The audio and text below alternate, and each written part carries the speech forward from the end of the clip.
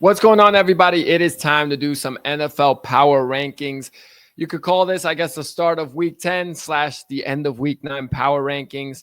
Last week, we had Tampa Bay at number 5, Green Bay at number 4. We had Detroit as the number 3 team in the NFL. We had the Colts as the number 2 team. And we had the Kansas City Chiefs starting to find their stride as the number 1 team in the NFL. And my, oh my, what a difference a week does. And in a week, a lot has changed. So we had upsets. Obviously, Minnesota beat Detroit. Carolina beat Green Bay. Buffalo, who we had out of our power rankings for a couple weeks now because their defense hadn't looked great, they knock off the Chiefs. We're all over the place. So this week's power rankings introduced some new teams, some teams that you thought may still be in there or not. I'm all over the place. This is why we're going to talk this out and talk this through. So let's just go ahead. I'll start with my top 5, and then we'll talk about the 2 that I really wanted to consider for this list that I just don't know what to do with them. So we'll pretend also that the Broncos game hasn't happened. Obviously, they won, but really, did it make that much of a difference that they won and beat the Raiders by a field goal? I mean, it was an ugly game. The Broncos won on Thursday Night Football 10-7.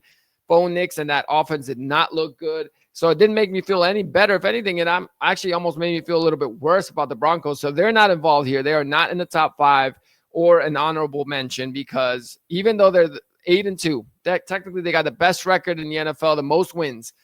Again, they've played one more game essentially than all the other teams that are going to play on Sunday.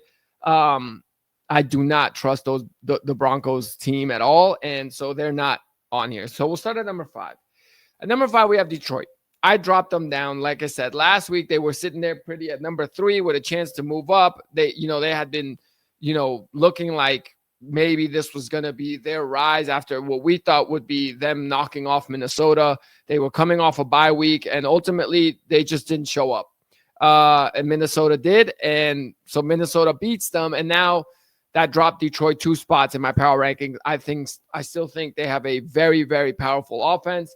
Their defense is what I've been questioning this whole time. Obviously, they have a lot of injuries in the secondary, and it seems like every year, last year, that was the story, right? Like Aaron Glenn, their defensive coordinator, what a coach. They have so many injuries in the secondary, and they're still overcoming them.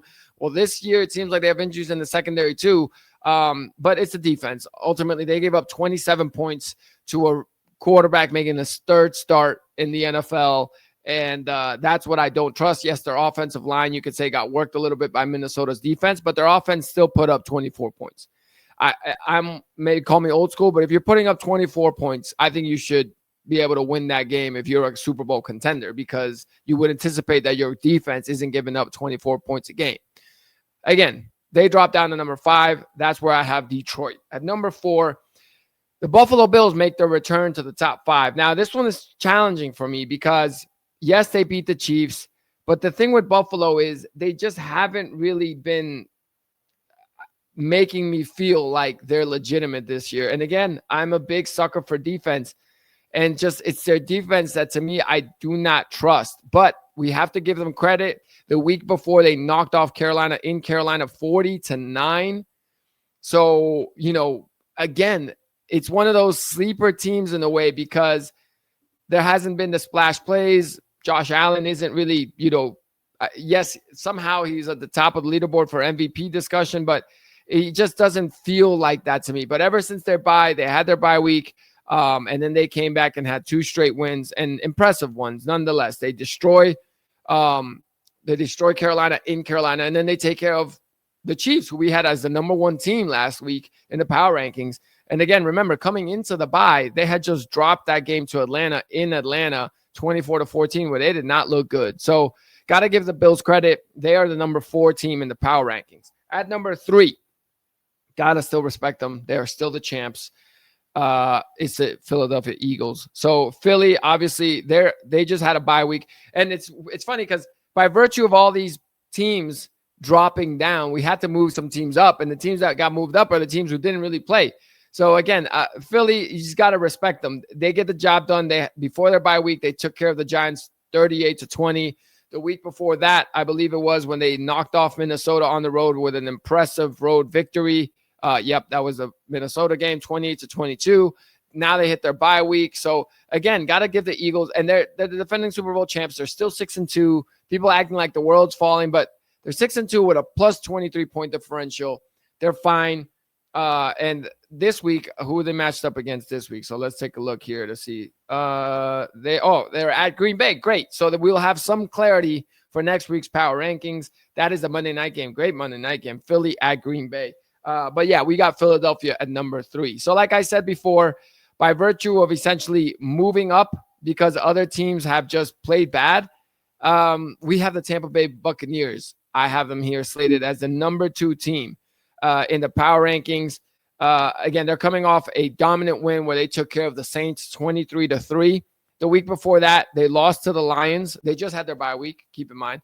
They lost to the Lions, but before that, they, beat the 49ers at home 30-19, and they had taken care of the Seahawks on the road 38-35. Now, they have been banged up and they have had injuries, and so we'll see how they, overcome that as we move forward. Hopefully for them, they can start getting a little bit healthier because obviously the schedule is, it's time essentially for them to kind of, start stringing some momentum here. And this is around the time the teams start really kind of honing in. And then a couple weeks from now, start making that playoff run. So we'll see. They host New England this week, which is a great game as well. So we have good games coming up this weekend. So Tampa, again, sitting pretty at number 2. And the number 1, look, when I first put them in the top 5, I put them at number 4. Then I was like, no, they deserve more respect. Put them at number 2. And then I was like, you know what? We're just going to play the here and now. And we're not, I knocked off Kansas City from the top 5 ultimately. And then I put this team all the way up to number 1. And obviously you can, in the comments, let me know if you disagree. But you got to give the Seattle Seahawks their due, right? So Sam Darnold's playing great football. I have the Seahawks at number 1. Their defense is clicking. That offense is just playing really, really good football. And I just don't see how, one, I could keep them out of the top 5. And if I'm looking at all these teams, I just trust their defense more than all of them, except for Philly. But I didn't want to give Philly the number 1 spot just yet, coming off a bye week and the week before beating the Giants and the Vikings, who aren't necessarily top teams in the league right now. So I wanted to give Seattle that respect.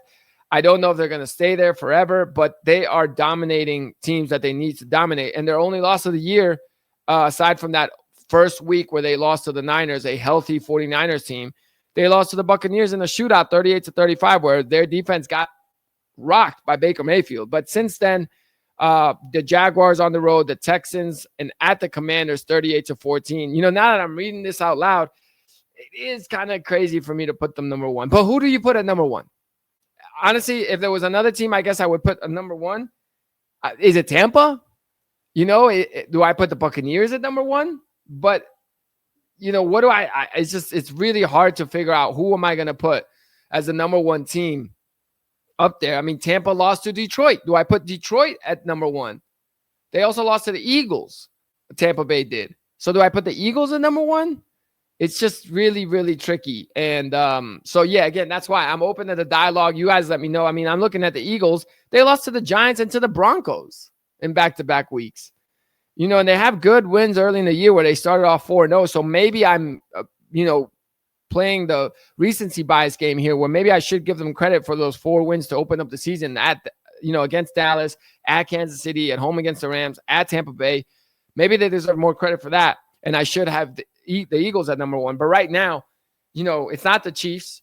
Buffalo, yeah, they got a great win and they're looking good off the bye. But what did we see before the bye? So I'm just trying to balance it all out, and it's really, really difficult. So again, and I have the honorable mention teams on here, which are the New England Patriots, because the Patriots look good. Drake May looks, like he's kind of figured it out, and he is playing some really good football. So again, they only have 2 losses that opening week against the Raiders, and then they lost to the Steelers by a touchdown where they had 5 turnovers, but they have won 6 games in a row. And yes, maybe their schedule isn't the hardest, but beating the Browns 32-13 isn't nothing, because the Browns defense at least is competitive. Beating the Bills on the road 23-20, that's something. The Panthers 42-13. The Panthers just beat Green Bay. So it's just this league this year is everywhere. New England is 7-2. So you could even tell me, well, they should be in there, not Buffalo. And I would say, okay, maybe you're right. But then I think, well, if they were to play again, would I pick New England? And I wouldn't. I would pick Buffalo. So it's just tough. And then the Rams, honorable mention as well. Again, the Rams have been playing just quietly good football. I feel like no one's really talking about them as a contender like that, but I definitely think they are. They've been injured. Puka Nacua is back now, coming back this week. But their wins, the Ravens without Lamar, 17-3. They took care of the Jaguars in, I think it was London, 35-7. And then they beat the Saints 34-10. And, their only loss prior to that was to the 49ers. Banged up 49ers team. They've lost to the Eagles. And they beat the Colts on what should have been a loss because the Colts guy fumbled it pretty much as he was crossing the goal line. And then the last honorable mention team I had is Green Bay. But Green Bay is just so inconsistent. I do not trust Jordan Love. He has games like he did against the Steelers where he looks incredible. And then he has games, stinkers, like he did against the Panthers where he threw one of the worst should have been interceptions. And again, I'm not even knocking him that much for that because it's like a punt. I think it was 4th down, so whatever, just throw it up there. But some of the plays don't make sense that he makes. And you get, I think, 90% or 80% good with him, but that 20% bad sticks out and sometimes costs you games like it did against Cleveland. And he's in like year 6 or 7. So that's the thing with Jordan Love, that I feel like he's like pushing to get to that top 5, top 10 tier quarterback, but he just can't help himself from sticking around that 11 to 12 range for me. So again, tough with the power rankings because all these teams are kind of all over the place. The ones that seem to be good seem to drop a game that they shouldn't have dropped. I mean, Seattle right now I have as number 1. I wouldn't be surprised if now they lose to the Cardinals this week. So it's just all over the place. We will see, but I do trust Tampa Bay at number 2 with Baker Mayfield. I feel like that guy's a baller. And again, hopefully as the season goes on, these teams start to clarify who they really are. If Philly beats Green Bay, then obviously Philly's starting to establish that. Now, if Green Bay wins, now it's like, oh, well, Philly's out. And now that we trust Green Bay again. So it's all over the place. Again, Detroit's number 5, Buffalo number 4. We got Philly at number 3, Tampa Bay at number 2, and the Seattle Seahawks at your number 1 team in this week's Power Rankings.